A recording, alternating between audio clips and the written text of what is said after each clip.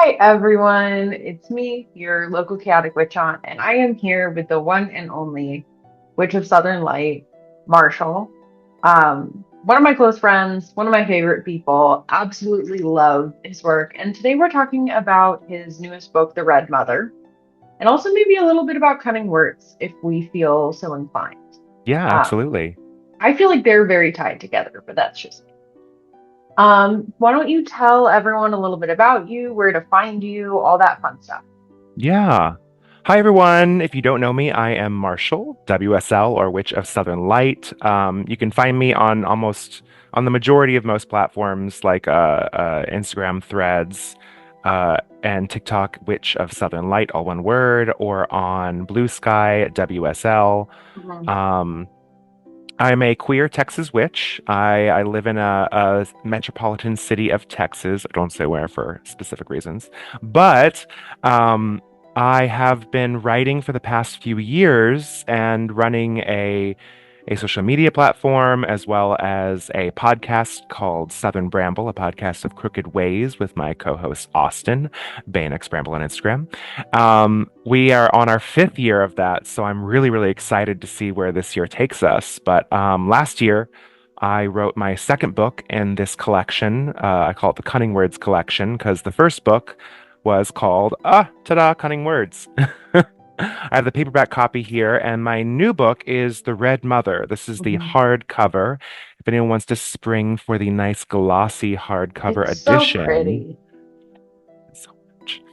So Um, I'm a independent author or independent published author, so I self-published. The artwork, the cover, everything in it is mine. I love doing talks with you and with people on social media because I am my own PR person, my own marketing person. It's all me here, and thankfully Mhm. and gratefully so to you for taking some time to talk with me about it today. I love talking to you. And I love when I get to show people me talking to you and be like, guess what? Yeah, This is happening. But yeah, we recently read The Red Mother for our Patreon book club. Everyone yeah, loved it. Cunning Words was one of like the most attended book clubs that I've done in a while. And then the second one, just as much so. So tell me, where did the inspiration for both of these books come from? Can you talk yeah. to me more about that process? Absolutely. I got into witchcraft when I was very young. And at the time in the 90s, Wicca and witchcraft were considered synonymous. That was Mhm. the information we had at the time. We didn't have internet access the way we do now. And my information was very limited. And I was so deeply drawn into this different, more not necessarily queer centric, at least at the time, but queer affirming Mhm. and yeah, it was a different time and I Mhm. struggled very much deeply in the religiosity that I was raised in and I found this completely separate spirituality that spoke to me and as I got older and I got more exposed to different forms of witchcraft and a few years back to traditional witchcraft or tradcraft as it gets called, I something just changed within my view, my perspective, my practice. And I dived really, really deeply into the ideas behind tradcraft, behind the folk devil, behind folk magic, and specifically folkloric magic. I was Mhm. so, I was just so inspired by stories, by folklore, by these tales that were passed down from cultures and peoples who wanted to share stories with the bardic or oral tradition. And I started wondering. I saw this charm a while back that really stood out to me, and it was one of those old healing folk charms. It was usually to heal a burn, and it was Mhm. three angels came from the east. One brought fire, two brought frost. Out fire, in frost, and the name of the Father, Son, and Holy Wow. Ghost. And it was this little story. It was a tiny little story Mhm. that channeled, the folk magic of the time that the power of the angels were coming forth, and the little equation was one brought fire, two brought frost, because the two frosts outweighed the one fire, and Mhm. so did while saying this charm and invoking the power over this burn, it would help heal this burn. And I was like, it's a little story in a charm, and I came to understand that's called historiola, and Mm-hmm. the history behind that was so enchanting to me, and I wanted to expand upon that. And I wrote a charm a while ago that you might know of, the Three Wise Healers. Yep. That was inspired, and it's in my book, Cunning Words. And I wrote a whole story behind that, and these stories just kept growing and growing, and I wasn't sure what I was going to do with them. And Mm-hmm. eventually, they coalesced and became Cunning Words, a grimoire of tales and magic. I really wanted to teach witchcraft and folkloric craft through the power Mm-hmm. of the story. And I like to call it narrative magic. Um, Yeah. I think things that touch you emotionally, uh, uh, things that get into your psyche and stick with you and make you feel something, I feel like they change something within you more so sometimes than just a simple how-to or a collection of steps of what to do next Mm-hmm. and informatives and 101s. And I was really inspired by that. So that's what I wanted to do. And that's how Cunning Words came together and eventually became my inspiration for the Red Mother. Yeah. Um, the biggest inspiration was definitely Gemma Gary's The Black Toad, which I think I've Mm-hmm. talked about before with you in the past. Yeah. I love it. There's this, Yeah. I love it so much. It's a collection of West Country, British West Country magic and Mm-hmm. craft. And she was so brilliant in how she broke up the types of magic being taught and the way that they were put in three different collections: Old Mother Red Cap, Old Mother Green Cap, and Old Mother Black Cap. And they were inspired. They inspired me to write stories about these three entities, these archetypes, these beings.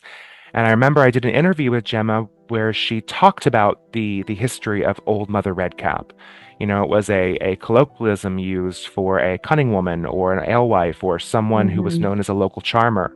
Um, and I was so moved by some of the stories that I wrote about her and the way she would just pop up when someone really needed her help and cunning words. As soon as Mm-hmm. I finished this book, I immediately continued writing because I felt like she's there. She's in my psyche. She's in my soul. Yeah.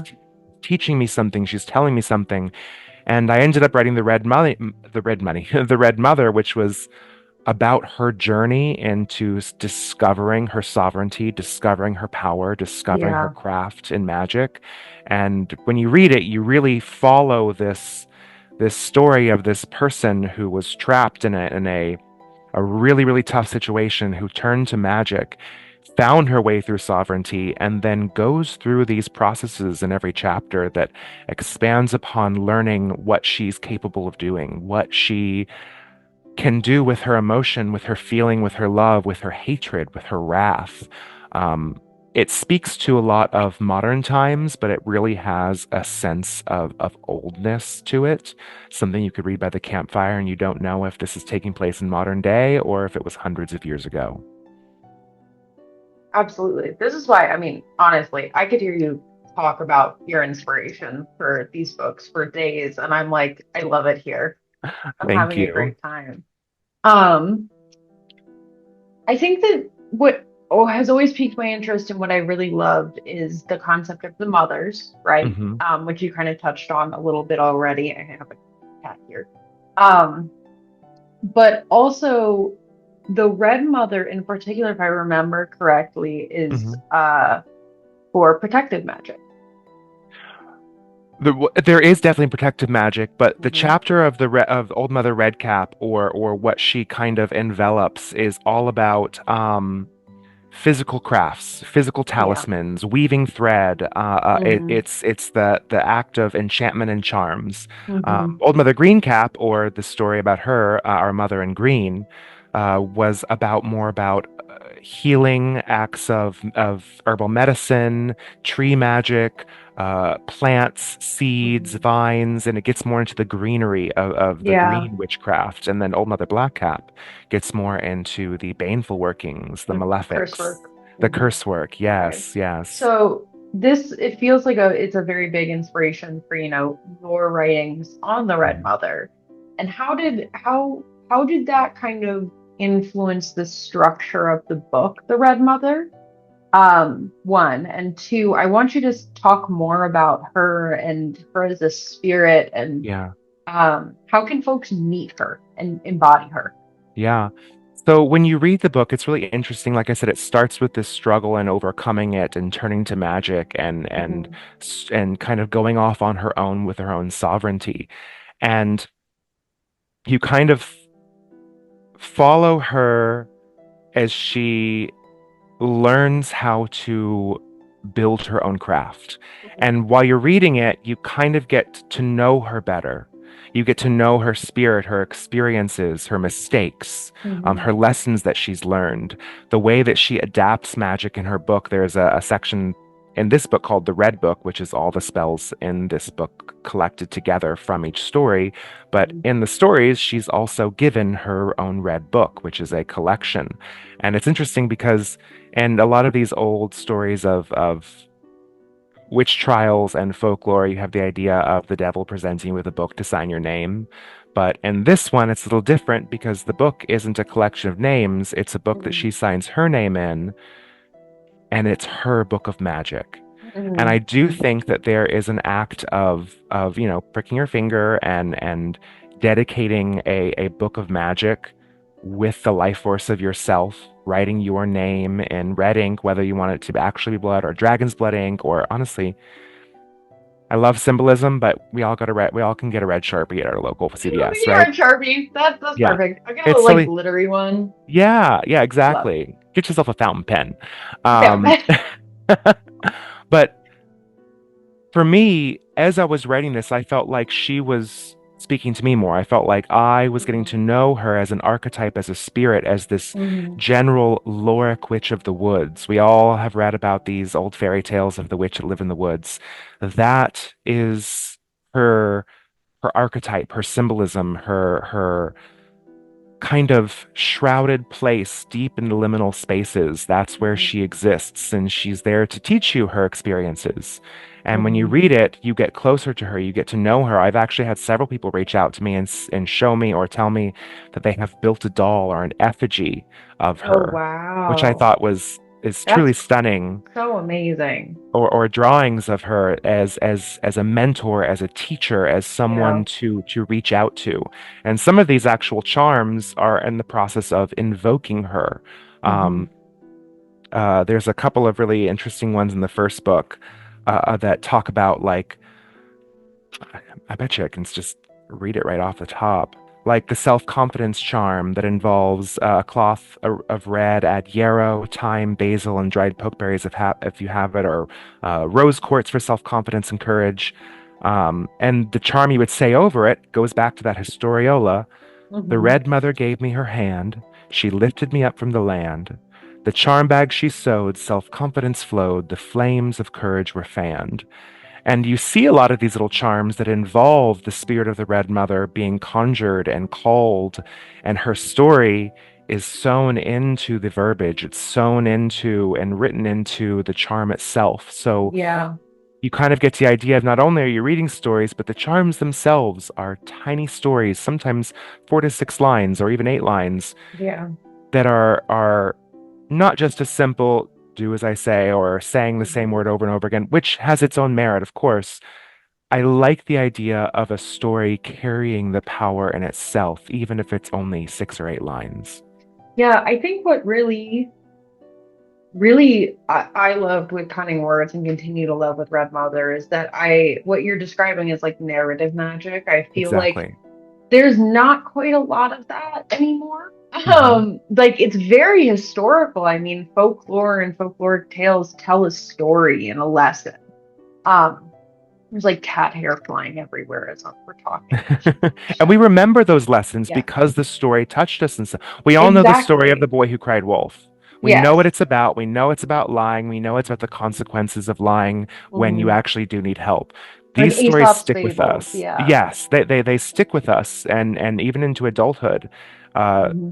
so that's why I liked putting magic in this narrative form because when they make you feel something emotionally, when they move you in some sort of way, they sicken you, they disgust you, they Hmm. make you angry, they make you sad, they make you fall in love. Those things change something inside you. And there's a great There's a great section in The Red Mother that's a poem about the old ones. And there's something that it ends with this great moment. It starts with by moonlight at the crossroads, the scarlet woman sought. The man in black had come to her, lessons of other he brought. And it goes Mm, into the stories of the old ones, and then it finishes with this um finalized where it goes it kind of picks up where the beginning starts. By moonlight at the crossroads, the scarlet woman changed, altered by the man in black, forever rearranged. And mm. for me, I feel very different after writing these. I think Yeah. people read these and feel different, not only about their craft, but about how they approach it, because something has rearranged inside of them, and Hmm. it opens up a space to reach for a type of magic maybe they didn't know existed or had access to before. Absolutely. Hopping around a bit in our Let's do it. questions, can you talk more about the old ones? You just Yeah, mentioned them, I did. and Yeah. now I'm like, who is that? I already know, So but like for the yeah. audience.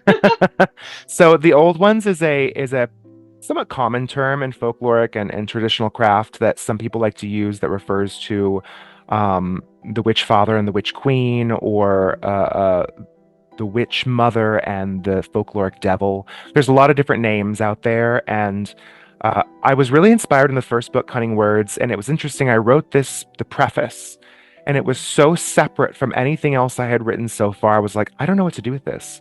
This is Yeah. something that kind of inspires me. Um, it doesn't just inspire me; it feels like it is the crux of my belief system, if that makes sense. It is Hmm. the beginning of all time, and I can share it Yeah. if you want our listeners want to hear Absolutely. it. Go for it. Um, this is the preface of Cunning Words. It's kind of right after the introduction, so it opens with this and sets the scene. Hmm. In the beginning, there was absence, and with the first spatial inversion, existence entered this universe. Absence and existence clashed, and from their eruption, desire was born. As absence and existence intertwined and expanded, the desire for more lit the darkness with the stars. As existence coalesced, attracted to the star's light by desire, worlds spiraled into reality. Existence split into new forms, and desire gave birth to physicality. Worlds spun and danced through the absence, singing to life. On one particular world, physicality took strange new forms. Desire and physicality made life, and with that, cells began to form. Cells became complex organisms, and those organisms became the flora and fauna of this world. As desire pressed on and physicality pushed through the absence, consciousness expanded and the fauna evolved. A spark of intelligence burst from the existence, and the first primate stood. Desire turned survival into curiosity, and with curiosity, art was born. Following art came language, and after language came community. Hmm. Absence, existence, desire, and physicality saw what they created, and for the first time, intelligent beings saw the old ones. And this, dear readers, is where our stories begin. See, I love that. I think everyone should write their own creation. It's for fun. Yeah, I mean Like it really for goes fun. into the creation of the entire universe. Yeah. It's this I mean it's interesting because I went through a lot of history about different religions that believe how we started, and so many modern religions really focus on the earth. They focus on the Hmm. sun, they focus on the earth, and that's about Hmm. it. And many of Yeah. these came from a place where we were so unaware of the vastness of the universe. Hmm. And there's literally levels of the Big Bang in here. There's levels of Yeah. the way time and space coalesce by this Hmm. desire to expand and create more, how worlds collided together and for thousands of years to build the planets and gas giants and stars we now see. Yeah. And the idea behind this is that physicality is the man in black. Physicality is the witch's devil, is the witch father. That's the physical place at the crossroads. That's the herbs. Hmm. That's the stones. That's the tools we use. It's the things we can touch. Hmm. These are our things that are existing all around us. That's the physical place. Hmm. And then desire to me is more of the witch mother, the witch queen, this great expanse of want and desire to create, to destroy. It's the thing you can't touch. It's the Hmm. intangible. It's the magic. It's that liminal space that we go into to have access to it. And then they represent everything that came before. It's not so much this concept of gender binaryism or a lady and Hmm. a lord or a god and a goddess, which there's merit and space for that too. It's just not my place. It's not Yeah. my Not my cup concept. of tea. Yeah, yeah, that's okay. Yeah. It's not about feminine and masculine as much as it is about physical and non-physical, Mm, touchable and intangible.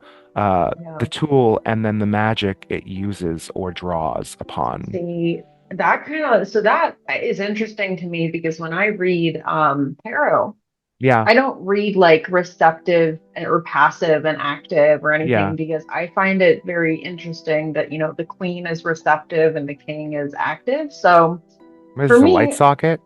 it's okay. Do you still like that? For me, it's like the queens are internal and the kings are external, which is I've never had this conversation with you, so I find it interesting that we line up a bit with like the king being physicality Hmm. and the queen being desire, because for me the kings are like external. What are we doing? What actions are we taking? And the queens Yeah. are internal, our own emotions, ruling over emotions, the more intangible elements of ourselves. No, totally, absolutely. It lines up really, really well. I'm glad you Yeah. said that because I've never really had anyone else kind of volley back with me on that sort of Yeah. concept. Yeah. I think it's a So very amazing way to think about it, yeah, honestly. and it's something that is less. It's something that's earthly and unearthly at the same time, instead of Hmm. being something that anyone could garner towards, like, I don't know, just fertility or something like that, which again has its place, but not necessarily here. Um, Yeah. that's not its point, if that makes sense. Yeah. It's not spinning that wheel of the year, if that makes sense. It's not Yeah. the access point. But that's kind of what makes up my concept of the old ones. And as Hmm. witches, especially within folkloric magic or traditional craft, the first type of direction and access point we have is the folkloric devil, or this creature, this being, this guardian of the crossroads. And Hmm. in the stories, you do see these bargains made, these this mentor who comes out of this in between space to teach, to sign contracts, to give access to. And once those gates are open, then you have access to the other side. Then you have this magic to pull, this liminal space to pull magic through, if that makes sense. Yeah. So there's like the gatekeeper, and then there's the expanse and greatness and desire for more, to build, to Yeah. create, to destroy, to rearrange, even if that's Mhm. ourselves on the other side. I think it's fascinating. So here's an extra question. Do you read Please. tarot at all? I do some, not too much. It's never been. I've always do more binary bone throwing versus tarot Binary. when I Okay. do Nice. divination. Yeah. I was just saying because your mention of the folkloric devil makes me think of like the devil card. Oh Actually, yeah. I have like a post sitting in my drafts where I'm like, I actually love the devil card in the tarot. Everyone reads it like the Christian devil. I read it Hmm. like the folkloric devil.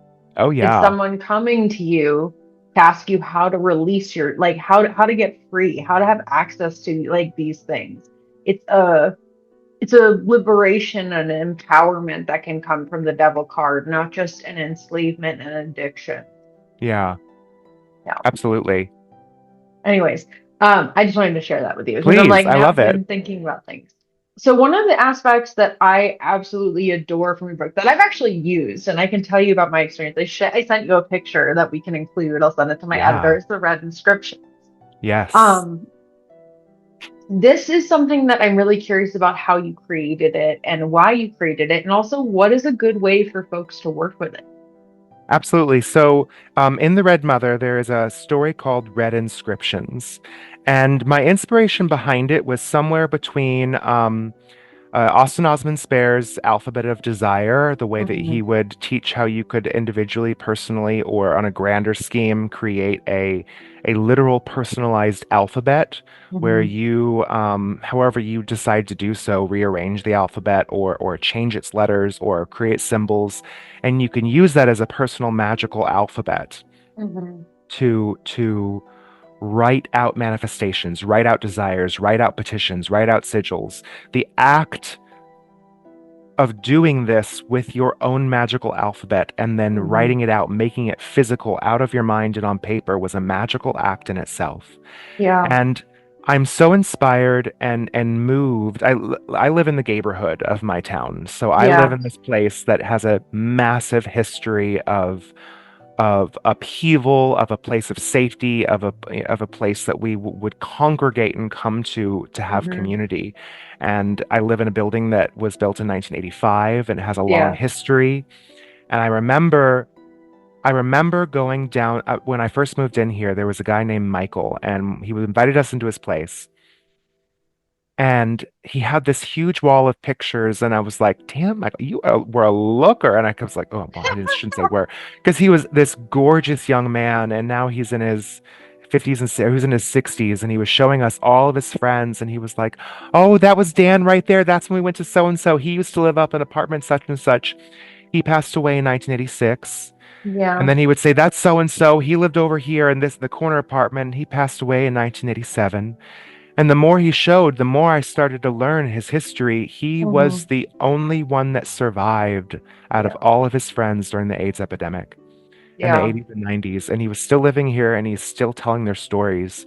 And I'm living in the place where these people lived their lives and experienced such joy of community and then horrible loss and when society turned away from us, our governments didn't protect us, we were persecuted to the point of dying and nobody lifting a finger or doing anything. Yeah. So I wanted to tap into the ancestry of queer people, of Yeah. marginalized people, of witches, or people accused of being witches who never got to live their full lives, who Yeah. died before their time, who Yeah. wanted to be part of our society today, of our lives, of our experiences, who had so much more to give and live and experience. So I wrote a story about the red inscriptions where Hmm. these letters became symbols that were called up at a sacred site that Yeah. called out these spirits, and they formed these letters on her book, the Red Mother's Hmm. book. And the story teaches how you can use these letters to write out spells, write out manifestations, write out petitions to make them a reality. Yeah.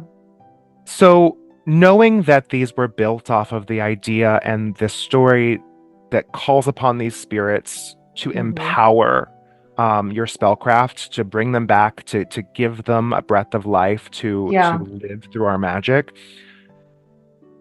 I wanted to, like I said, create this alphabet to make these sigils, write these petitions, write these Hmm. manifestations. And in the back, in the grimoire section, is a whole separate poem that connects back to it. And it teaches you specifically how you can go about doing that.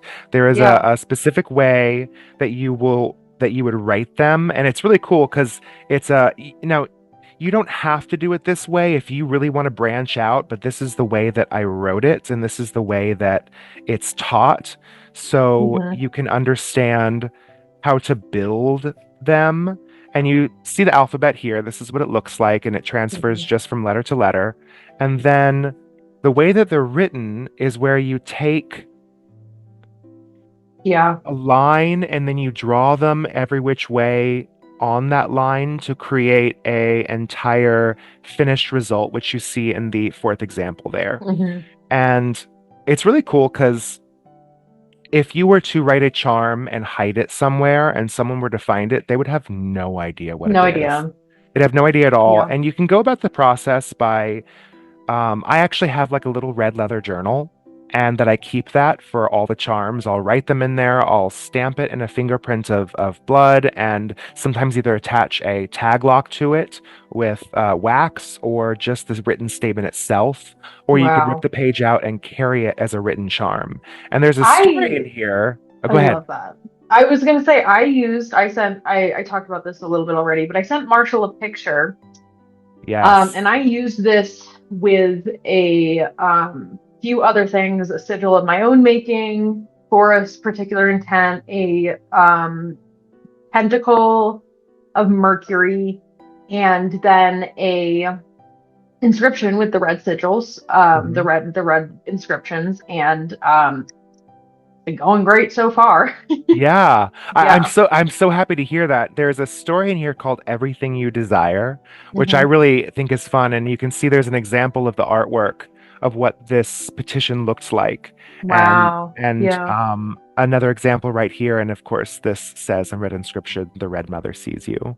Mm, But in this story, I think it's really fun that it's actually goes into poverty and landlords and slumlords and whatnot. But that's hmm another part of the story. She writes this charm for in payment for being able to stay on his land for one night. Because hmm her house just sort of pops up right there, and he's like, "Hey, lady, what are you doing here? You can't just pop up on my land." And she goes, "I'll make you a deal. I'll make you a charm because you look like a Yeah. man who has desires, and I can hmm make you one that brings you everything you desire." And so he makes a deal. But she writes a little extra on there, and it says, "I will give you everything you desire. Oh, may the carrier of this charm receive everything they desire, but may they never be satisfied by it."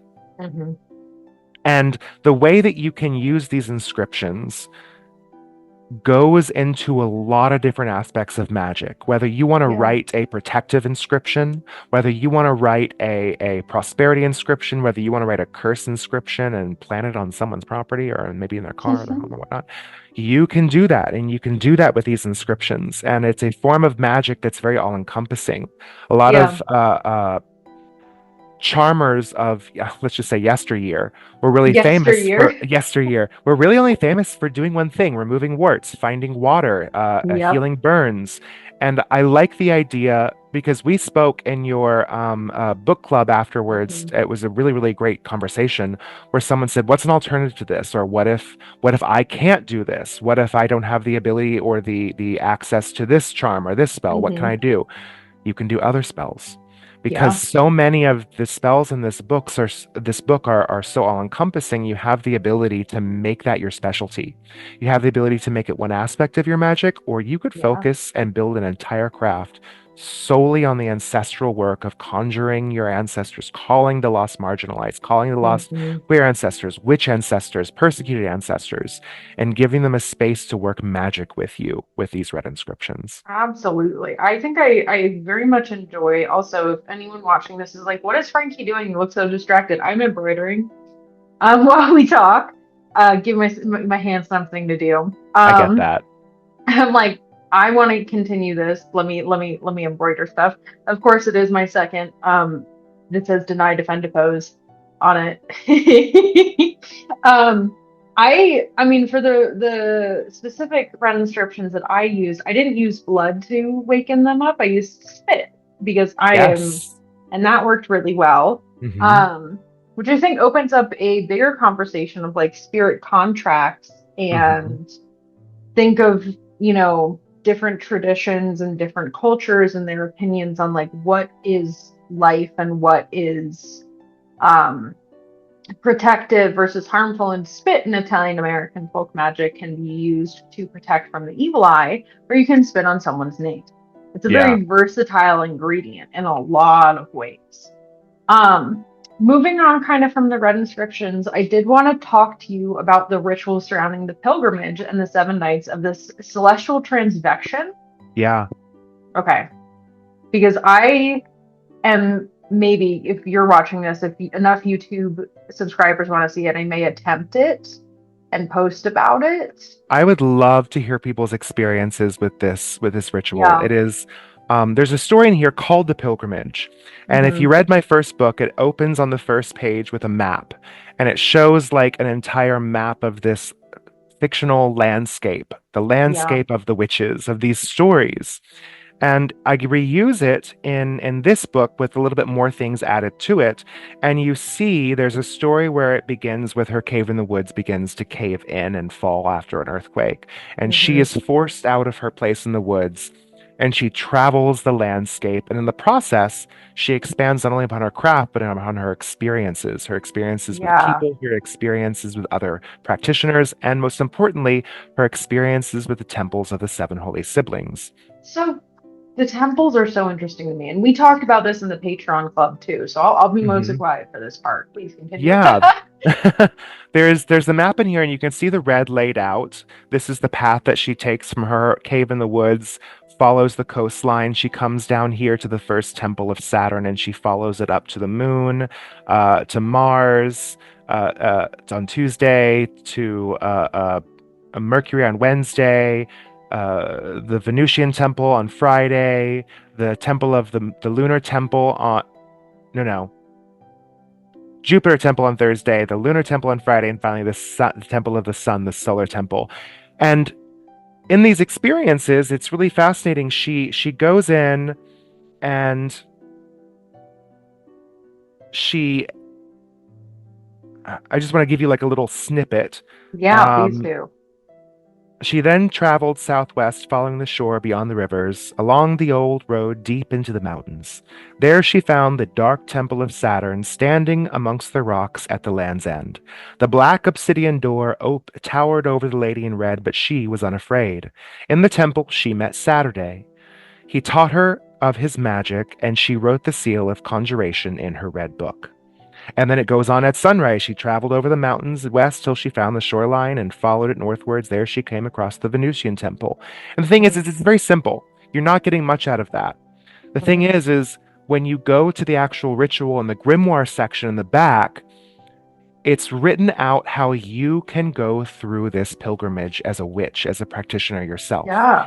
And it's 7 nights of celestial transvection, and transvection is spirit flight, and Oh, a okay. meditation or a path working exercise of how you can ritualize and leave your body, fly to these temples Hmm. and experience this for yourself. The thing Yeah. is what I just read you is she listened and learned the magic of the Temple of Saturn from Saturday, the temple leader, and Hmm. wrote it down in her book. What did she write down? What did she experience? What did she do there? What were these things that happened that she learned? And so I went through this process myself of doing 7 nights of celestial transvection. I went to each one of these temples, and the experiences were something I never would have thought I would have in my wildest dreams. Yeah. I wrote a direction of meditation of path working where you're, let's just say you're flying over the temple. I want you to actually think about what you're experiencing. What do you see? What do you Hmm. smell? What flora? What animals? Hmm. What stones? What mountains? What are the things that you're seeing and experiencing there? Because Hmm. when you're in this transvection, when you're in this soul flight, you have a direction you're going. You're going to this temple. Your purpose is to learn from them. What do they teach Hmm. you? Did you notice that the door was obsidian? Did it smell like stone? For me, when I went to the Temple of Saturn, it smelled like wet, dusty rock, like it was always in between storms. Like this is a place where I Oh, smell the fascinating. rain, where the plant life is thorny, where there's a lot of I have it written down in my diary because I wrote it there too, of all these experiences. I would record it and then listen back to what I would say aloud later and write it down. Yeah. And there were things that I almost wouldn't remember until I re-listened to write it down. Hmm.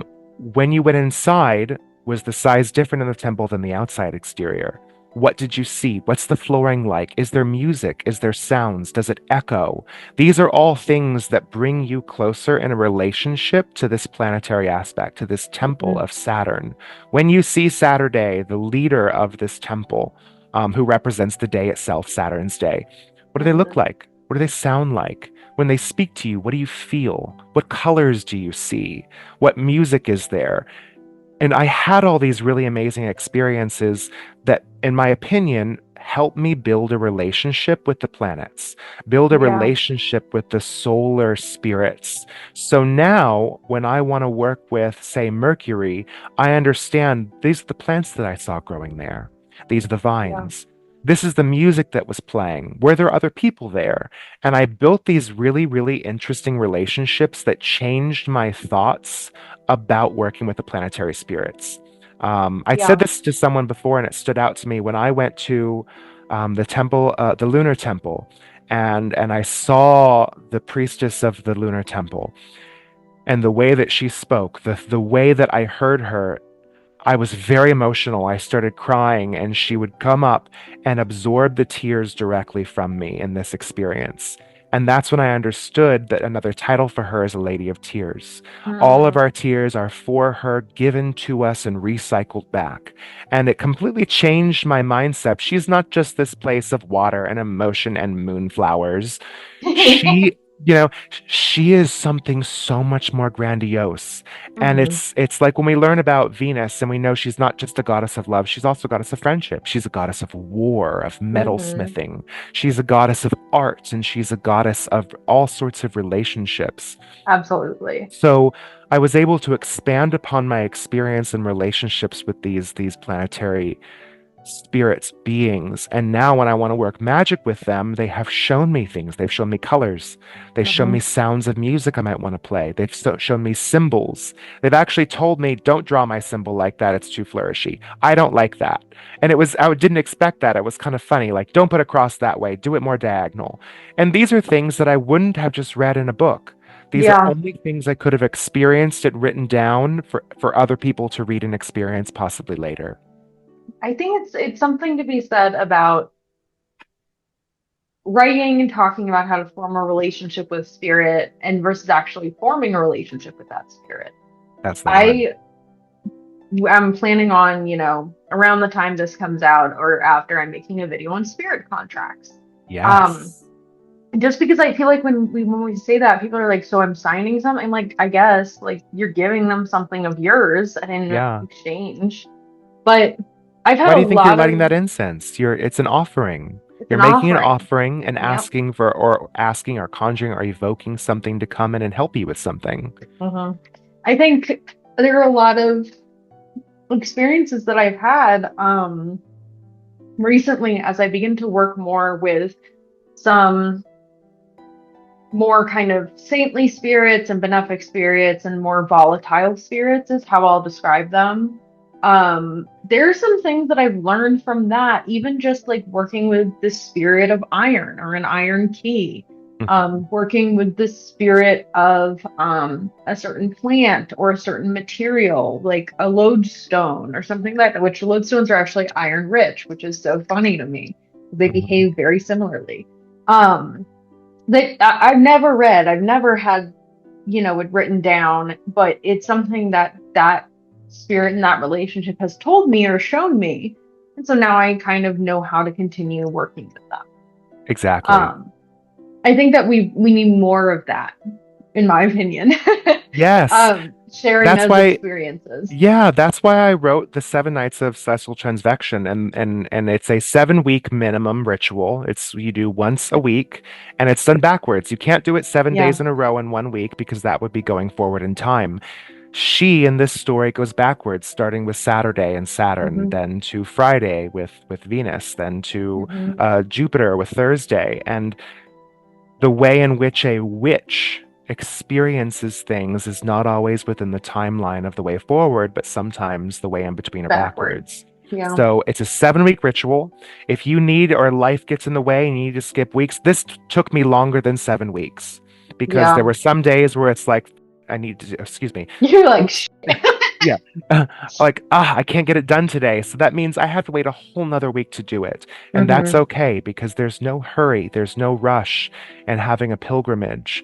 hmm As a witch, we travel to experience things and learn things and take things hmm in that change us and make us something more than we were before we experienced it. And that's what these rituals do. I hope people get this book, read these stories, and do this ritual because I promise you it is going to open so many doors. Yes, it's going to open so many doors in your magic, especially if you're wanting to expand your relationships with planetary spirits. Yeah. I have so many like little these guys. Little divots. Um the little pins and I have all my like sticky notes in here It's a because they great one to keep take going notes with. in. Um but yes, so I wanted to kind of let me get this back on the shelf first. I got a system here. Mhm. Not alphabetical, but it is a system of sorts. So I also wanted to chat about weaving a prophecy. This is something Yes. that we haven't talked about before that I'm interested in, you're interested in. And what does that look like? And how can someone implement that into their practice? Well, there is an understanding that I think a lot of people forget when we talk about modern witchcraft. A lot of cunning Mhm. folk, charmers, um, let's just say back in yesteryear, Yeah.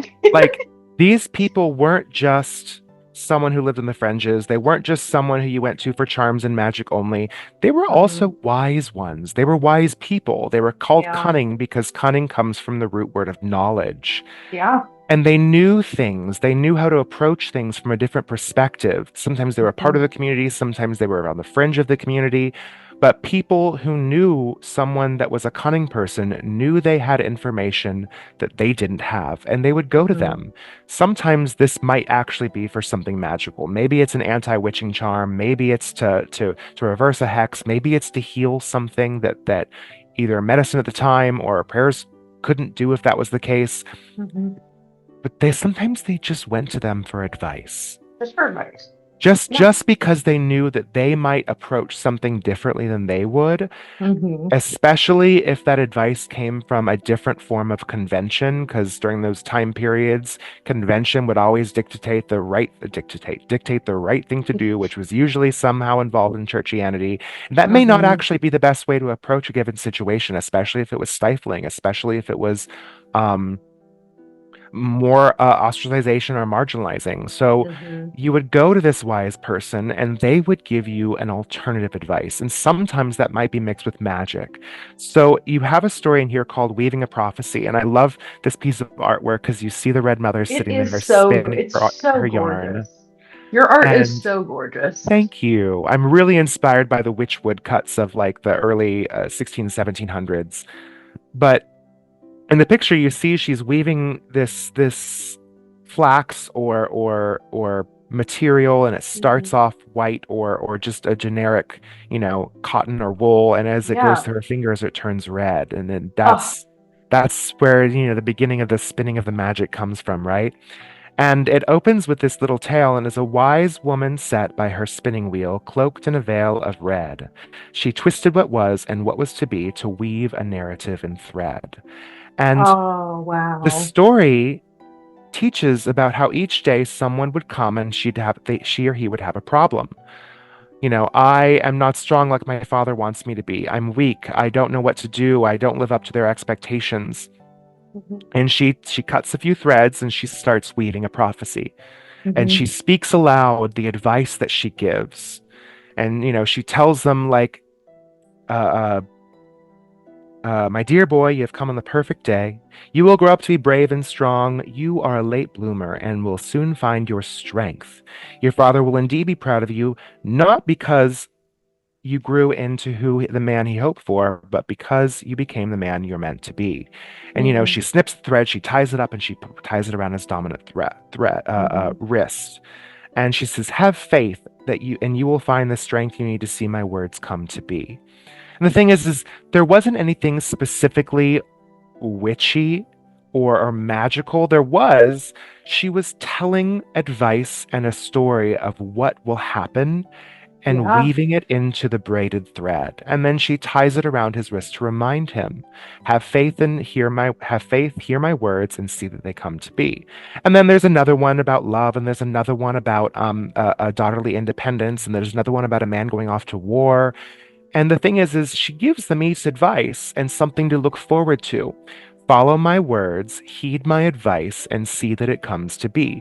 And that's one Hmm. of the biggest things about whether that's therapy, life coaching, people who give you advice is, do you take it?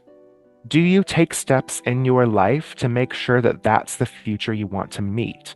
Because I used to know this girl, I called her an asshole because literally she would ask for everyone's advice, and the person who basically told her what she wanted to hear, that's the one she would do. It was never the good Wow. advice. And so we called her an asshole because she'd ask around until she got what she wanted to hear. And I like the idea of speaking to your future self as you weave your words into thread and then tie it around your wrist to remind you of that future self you want to meet. Yeah. And eventually you take the steps in your life to get there. And so you could ask yourself, is this magical? Is this just advice? Am I Is it weaving a both? future prophecy? Is it Hmm. all of the above? And the answer is yes. And I want people, if they're going to walk the cunning path, to recognize you're also walking the path of wise ones that came before us, of people who were sought after to for not only magical help, but for life help. And you can be that for other people, but first of all, you got to start with yourself. So when you Yeah. weave a prophetic future for yourself and a reminder for yourself, you're also weaving a path forward. And could you take this exact lesson in magic and weave a charm of protection, something as simple as the person who is wearing this is protected. The person who's wearing this is protected. The person who's wearing this is protected as you braid and then put it around your wrist. Absolutely. You could absolutely do that with this You story. could embroider some protective things on a piece of paper or on Ex- in fabric and hang it around your home. exactly. So it's multi-layered, it's multifaceted, and the stories always usually are saying something more than what is initially written down on paper. I honestly, I'm thinking about this as we're talking about this. I find it so fascinating that the Red Mother is like physical crafts, and Hmm. I am Doing it right now. doing it right now and have been doing it and like have been really kind of leaning into the physical ancestral side of things because all my family embroidered. They didn't Yeah. embroider deny, defend, oppose, but they did You got to put a red they did stitch in there embroider. somewhere. You know, there's like traditional Italian stitches. Yes. And I embroider sigils on my on the veils for my shop. And I think that it's such a fascinating thing that like yes many people talk about it and there's there but it really is like to invoke a needle and thread before you create something Hmm. to call in and like anoint it with an oil or your spit as a protective charm. That's why I started making the charm bags and sewing them shut because those threads are enchanted a very specific way. Hmm. So it protects the person, but also if someone happens to cut that thread to see what's inside the bag, whoops, no more magic. Sorry It's about that. gone. It's gone. Never gonna get There's it again. there's a great story in here called Love Thyself, and it's a poem that teaches how you make a I love self-love that braid. poem. Uh, Yes. and some I remember seeing some of these like more self-empowerment magics, especially in like Witch Talk way back in like 2020, and I really Hmm. loved them because it started with little tiny bits of focusing on self-improvement.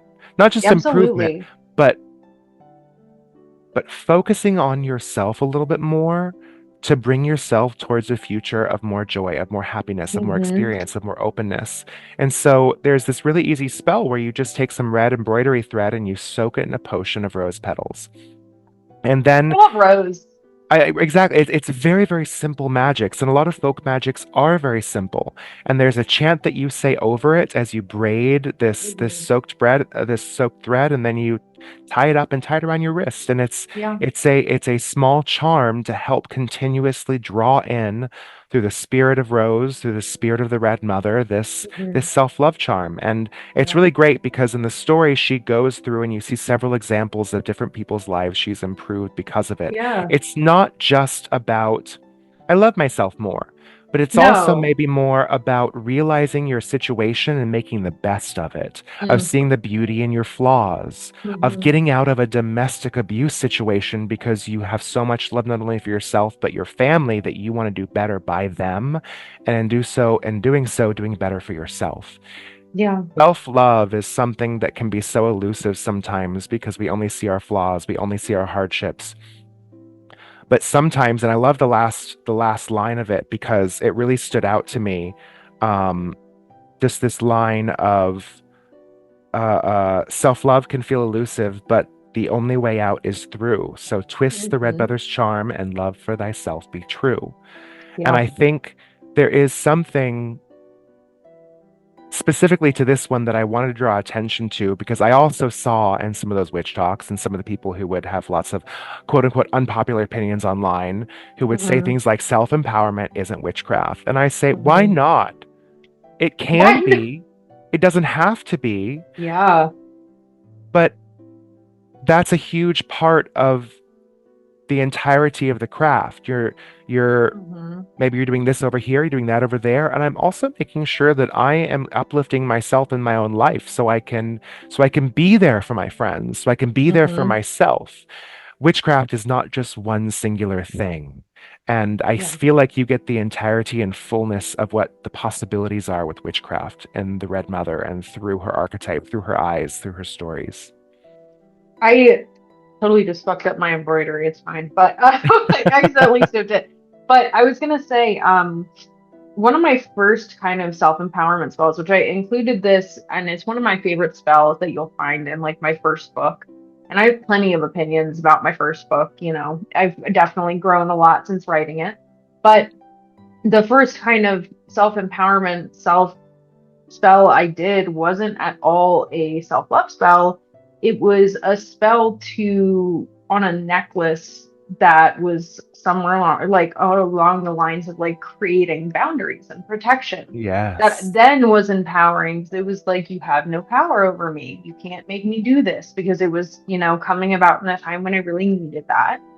Um, and I think the ingredients were very, very simple. It was like a bowl of water, maybe some herbs, Hmm. candles, and that was it. And I still have that necklace to this day, hidden away somewhere, and it's still enchanted. Yeah. Yeah, Those things stick around. we do.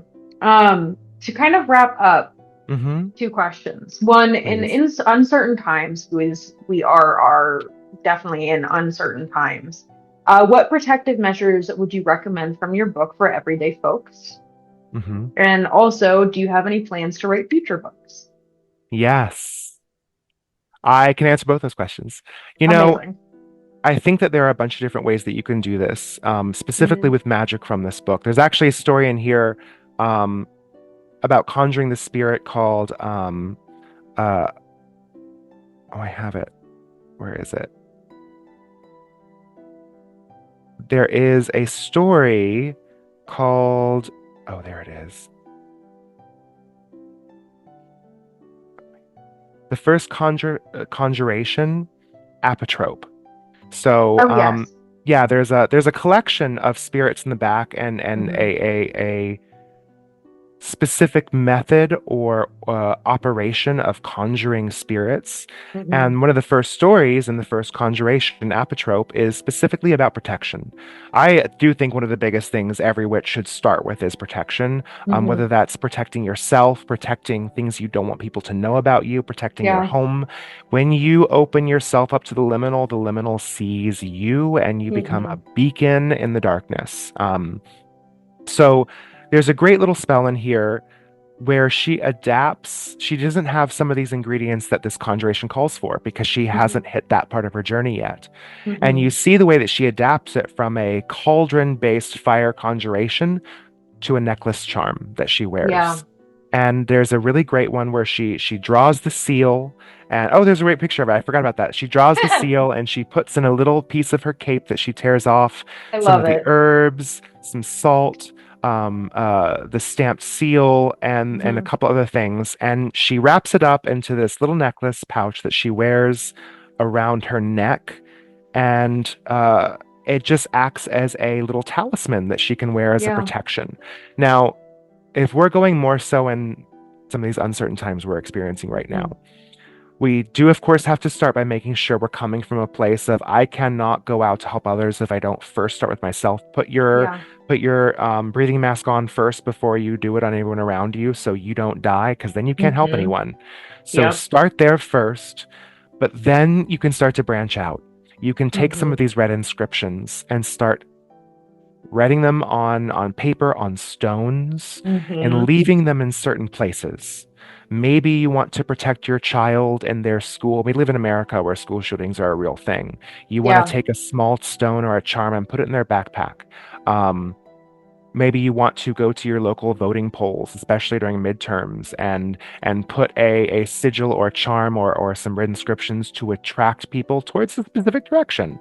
Or Hmm. maybe you want to put something in your car that makes you invisible to, say, police or to, say, other organizations that may be out to get Mhm. marginalized people or to specifically targeting marginalized people. If you Mhm. have someone who's marginalized in your life other than yourself, and you would like to gift them with some red inscriptions or a seal or a sigil you've drawn, or maybe a braid of red thread that you've spoken a future identity or prophecy into, and you want to Mhm. give that to them, there are so many different ways you can go about doing that. But I do think Absolutely. the red inscriptions and conjuring the spirit of apotrope is a great first start in creating a boundary of protection. I think that I definitely shall be doing a lot of red inscriptions on rocks. Yeah. Where will the rocks go? I'm not throwing them before anyone. On a I know brick. that on a brick outside the house, just in case. I definitely have a lot of ideas for like stones, especially some, I mean, rocks, putting red inscriptions, or maybe I'll try to embroider some Yeah, into charm bags. that would be wonderful. You'll be seeing that if that Absolutely. happens. I would love I to. already am kind of like planning on maybe trying to create charm bags with an embroidered sigil or baneful wards for my I shop, love something that. along those lines. So I may very well include some red inscriptions for Please do. that. I want more people. And the thing is these spirits are hungry to be heard. They want to interact in our lives. Mhm. I want to pay homage to them and I want to invite them into our craft more. And I feel like this is a Absolutely. great way to go about doing that. 100%. And to your second question, yes, Yes. I am still writing. This is definitely the second book in a full collection. I I'm am so going to be excited. cagey about the future of that collection just because Absolutely. We, I we don't want to believe give this is anything the away evil just eye yet. here, you know? Yeah. And I do have another completely separate thing that I've been working on. I'm still working on it. I'm not sure where it's going yet, but I am Hmm. having fun with it and I'm curious to see where it goes. Um, but yeah, I do love writing. I do think a huge aspect of my craft has been formed through my act of writing. I Hmm. encourage people to write more. I encourage you to write down your experiences in your craft, to, record them and then write them down later. Uh, Hmm. I was so inspired in my craft through the spirits that spoke to me that I was able to channel with, to work with, to mentor me into writing these Absolutely. stories. I encourage you to go out there and do the same thing. And of course, and most importantly, buy my book, The Red Mother and Cunning Words. Please And if you do. do, please, if you do, you will be directly supporting an independent author. I have a full-time job, but I would love to one day live on my writing and sell the rights to Netflix for a full series. Like I would love to see more people have these experiences. No, seriously though, I would love to see these stories in like a series. I think it would be I would love really that too, cool. honestly. Yeah, Well, absolutely. I'm very excited for anything that you have planned. And I'm very excited to continue supporting you with this channel. I definitely will probably around this comes out, I'll do like a little video of like trying some stuff from the Red Mother or something like that. Just to Yes, kind I of would love have to they see have that. like me doing it and then they can come to the interview and kind of see you talk more about it. And that may be a really fun thing for me to work on this week. Oh, that would be beautiful. Talk about the red Yeah. inscriptions while you're drawing some in the background. I know. I'm Oh, like, I love the red inscriptions. And I'm like, hmm. Hmm.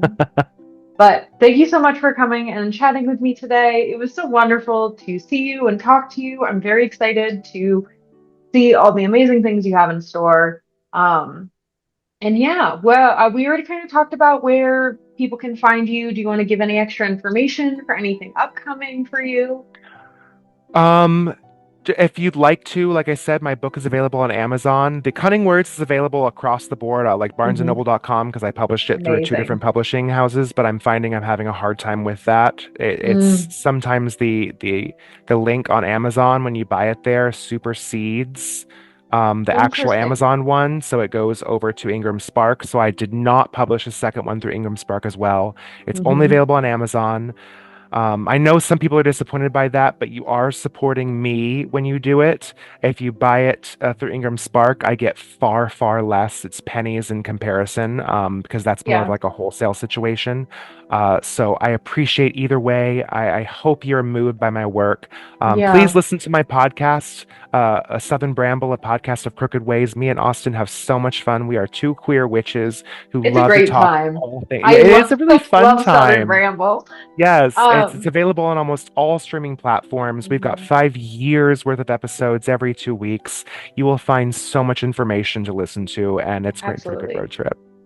I will say it's it sucks that self-publishing for self-published authors, Amazon is the best option, but that It is kind of where we're at right now. Everything else Um, is so much work, or I have to hand deliver every single book. I mhm. tried to do sign books for a little while through Etsy, and it just got so difficult. Like, three of them got lost in the mail. I had to lose my own stock just to mail more You out. know, So maybe I should I'm set going up with a thing. Amazon. Maybe I should set up a like a wholesale thing with you where I have your book in my shop. I would love that. I Hey, let's talk. Yeah, I was like, that's a great idea. That's a great Yeah, idea because it pays you. I mean, we'll talk about it. let's We'll talk talk about it. about it. Anyways, Anyways, thank you so much for watching. If you want, you can subscribe, comment, hit the bell. I'll be posting more things this week in regards to the Red Mother or just videos in general. But I hope you have a great rest of your day. Siete Benedetti.